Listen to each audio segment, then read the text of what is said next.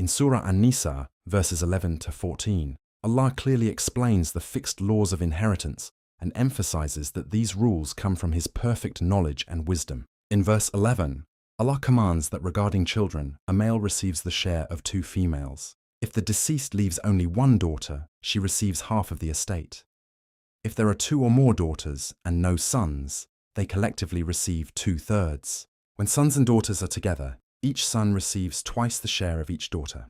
Concerning parents, if the deceased has children, both mother and father receive 1/6 each. If there are no children and only the parents inherit, the mother receives 1/3 and the father takes the remainder. However, if the deceased has siblings, the mother's share is reduced to 1/6.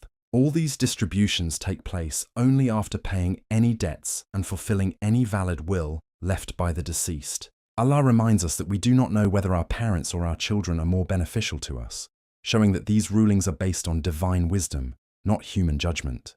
In verse 12, Allah explains the shares of spouses. If a wife dies and has no children, her husband receives 1/2 of her estate.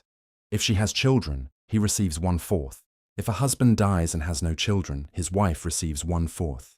If he has children, he receives 1/8. If there is more than one wife, they share that portion together. The verse also explains the case of a person who dies without parents or children, known as kalala. If such a person leaves one brother or sister, each receives 1/6. If there are more than one, they collectively share 1/3 equally.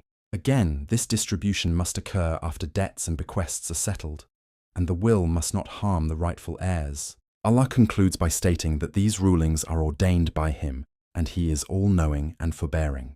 In verses 13 and 14, Allah declares that these inheritance laws are His limits, clear boundaries set by Him. Whoever obeys Allah and His Messenger will be admitted into paradise, where they will live forever.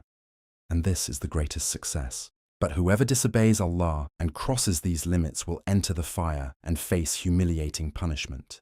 These verses show that inheritance in Islam is not a cultural practice, but a divinely established system that must be followed with sincerity and obedience.